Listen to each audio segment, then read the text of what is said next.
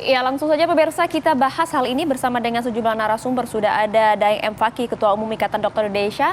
Selamat pagi, Dr. Daeng.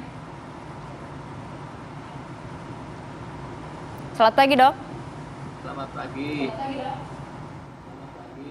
Ya, dan juga sudah bergabung bersama kita, Dok. Ada Ali Mokhtar Ngabalin, tenaga ahli utama kepresidenan. Selamat pagi, Bang Ali Mokhtar Ngabalin. Ya, Assalamualaikum warahmatullahi wabarakatuh.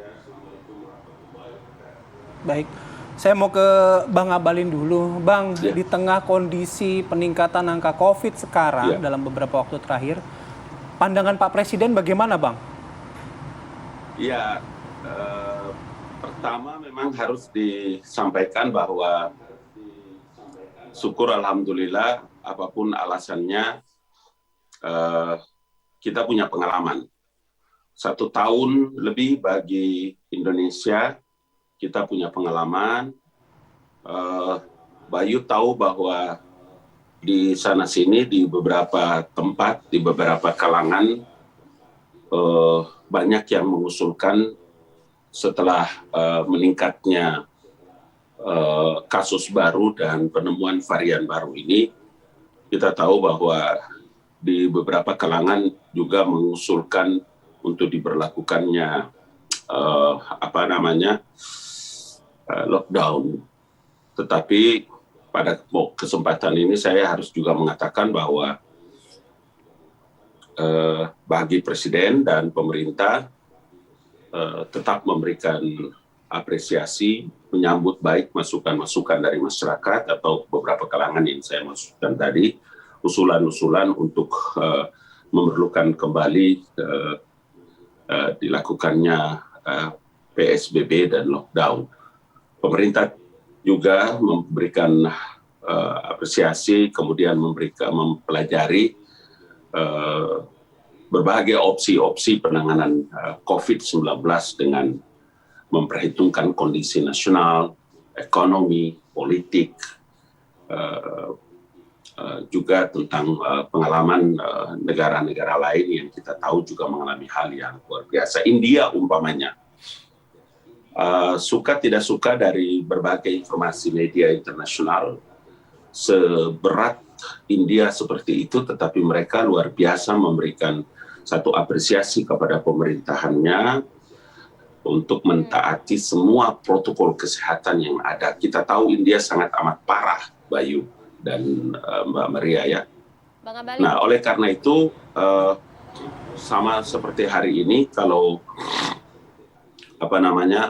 pemerintah dari semua masukan kemudian ya hasilnya tentu saja bahwa pemerintah memberikan pandangan bahwa PPKM mikro itu masih menjadi kebijakan yang paling tepat untuk menghentikan lajunya penularan COVID-19 sampai pada tingkat desa atau langsung sampai kepada akar masalah yang terjadi di tengah-tengah masyarakat.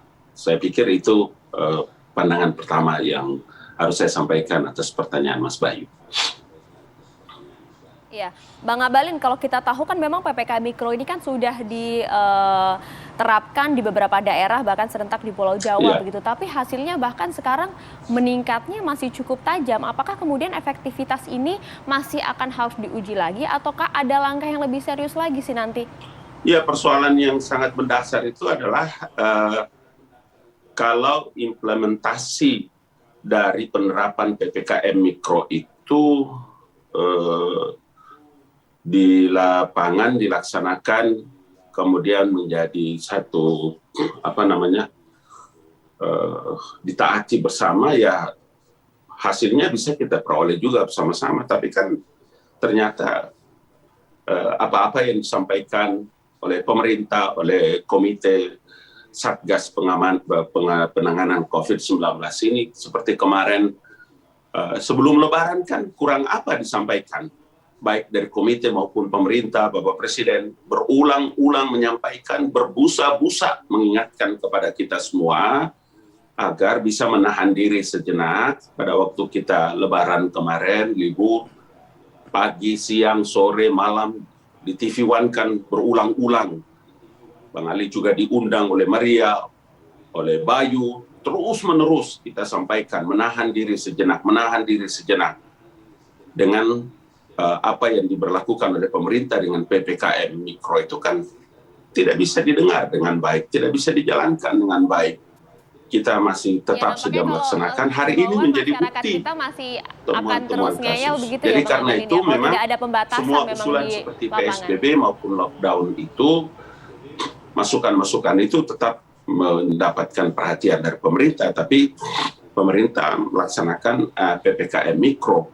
Ini kalau bisa didengar, ini kalau bisa ditaati dan dilaksanakan oleh seluruh elemen bangsa, dengan semua komunitas sampai dengan desa-desa, kelurahan di bawah, insya Allah, namanya kita berusaha, kita punya masalah yang sama terhadap masalah ini. Kita punya pandemi ini kan bukan saja tanggung jawab pemerintah, tapi kalau tidak mendapatkan perhatian dari masyarakat dan masyarakat umum memberikan respon yang baik, apa jadinya? Sekarang kita hadapi loh, tidak main-main, gitu. Iya. Ya, baik. Saya mau ke Dr. Daeng. Dr. Daeng, apakah penerapan misalnya PPKM Mikro ini sudah sesuai dengan harapan dan mungkin juga rekomendasi ID kepada pemerintah pusat? Ya, ini sayang saya tidak mendengar Bang Ali Muhtar Ngabalin nih, saya tidak dengar tadi. Tapi begini, secara konsep PPKM Mikro ini itu kan semacam pengawasan yang secara detail di komunitas terkecil. Ini secara konsep sebenarnya bagus sekali. Tapi mungkin karena ini dalam perjalanan menerapkan konsep ini belum sempurna dilakukan. Sehingga masih sempat terjadi seperti ini. Nah, sembari kita memperbaiki pelaksanaan PPKM Mikro yang sempurna di lapangan, dengan kondisi yang darurat seperti ini, khususnya daerah-daerah yang lonjakannya tinggi sekali dan daerah-daerah di sekitar yang lonjakannya tinggi, itu sebaiknya juga ada tambahan kebijakan darurat, yaitu pengetatan mobilitas dan kegiatan warga. Apa terserah namanya, apakah PSBB PPKM Mikro ini sudah cukupkah, dokter? Apakah PPKM? Apakah kalau Anda melihat PPKM Mikro di beberapa daerah ini sudah cukup efektif kah? Saya melihat belum sempurna ya, belum sempurna. Secara konsep bagus banget nih, tapi belum sempurna dilakukan sehingga hasilnya mungkin tidak seefektif yang diharapkan. Nah, dalam hal seperti ini untuk jangka panjang PPKM Mikro ini harus disempurnakan supaya efektif. Tetapi suasana emergensi ini harus ada tambahan kebijakan. Sembari menguatkan PPKM Mikro, ada tambahan kebijakan darurat, yaitu pengetatan aktivitas dan mobilitas penduduk, ya. Mungkin namanya PSBB seperti dahulu, atau apa namanya, pemerintah mungkin tahu.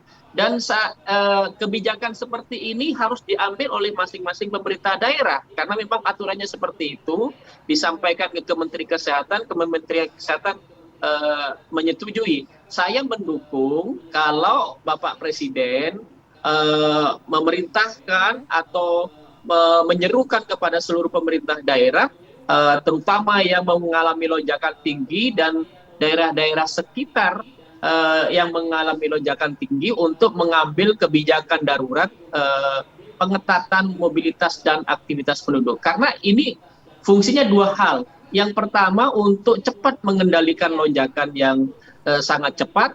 Yang kedua untuk menyelamatkan supaya fasilitas kesehatan tidak mengalami kolaps. Betul. Oke, baik. Karena kalau misalnya kita lihat jumlah pasien COVID-19 kan sudah melebihi kapasitas di beberapa daerah. Fasilitas kesehatan sudah tidak bisa menampung gitu. Jangan sampai kemudian kalau tidak ada langkah yang serius menekan penularan, makin banyak lagi pasien yang tak tertangani, Bang Ngabalin. Ya, karena itu memang di seluruh pimpinan daerah diharapkan bisa nyuwun sewu untuk meneguhkan komitmennya dalam mempertajam penerapan PPKM Mikro. Artinya mengoptimalkan posko-posko COVID-19 yang telah dibentuk di masing-masing wilayah desa ataupun kelurahan. Itu yang pertama. Kenapa begitu? Karena memang fungsi utama posko itu adalah mendorong perubahan perilaku masyarakat agar disiplin. Disiplin terhadap apa? Disiplin terhadap 3M. Pakai masker, jaga jarak, kemudian cuci tangan pakai sabun, dan seterusnya. Juga untuk apa? Untuk memberikan layanan masyarakat menjadi pusat kendali informasi yang bisa dan langsung diteruskan ke pemerintah pusat dan penguatan pelaksanaan 3T sehingga sampai dengan di desa-desa maupun di kelurahan. Nah, pembentukan posko sekaligus dalam rangka halo. Ya, silakan, Bang. Ya, dalam rangka mengefektifkan pembatasan kegiatan masyarakat. Tadi Dr. Daeng, terima kasih, kegiatan masyarakat dan penguatan tracing dan testing itu. Karena di seluruh masyarakat itu kan diharapkan agar turut berperan dalam mengefektifkan upaya penanganan COVID melalui PPKM Mikro. Tadi usulan Dr. Daeng, saya kira patut menjadi perhatian benar, dan sekali lagi saya harus menegaskan bahwa langkah-langkah yang dilakukan oleh pemerintah ini atau Komite Penanganan Satgas COVID-19 ini tidak mungkin hanya bisa dilaksanakan oleh pemerintah sendiri tanpa mendapatkan dukungan dari seluruh elemen bangsa. Itu yang saya kira. Terima kasih kepada TV1 untuk terus kita membantu untuk menyiarkan informasi. Bang Ali tadi di awal sudah menyebutkan nyuwun sewu gitu ya kepada kepala daerah. Ini artinya begini, artinya pemerintah pusat sudah memberikan ruang pada pemerintah daerah untuk memodifikasi aturan tanpa harus menunggu instruksi dari pusat. Begitu ya, Bang? Iya, standar operasionalnya sudah ada, regulasinya sudah ada, sehingga memang seberapa jauh tingkat kreativitas dan perhatian dari kita semua termasuk Bapak dan Ibu yang ada di daerah itu menjadi bagian strategis, karena beliau-beliau menjadi ujung tombak dari penanganan percepatan kasus COVID-19 ini. Oke, baik. Bang Ali, terima kasih waktunya. Nanti kita masih lanjut berbincang dengan Dr. Daeng ya. Kami harus jeda terlebih dahulu. Apa kabar Indonesia Pagi akan kembali sesaat lagi.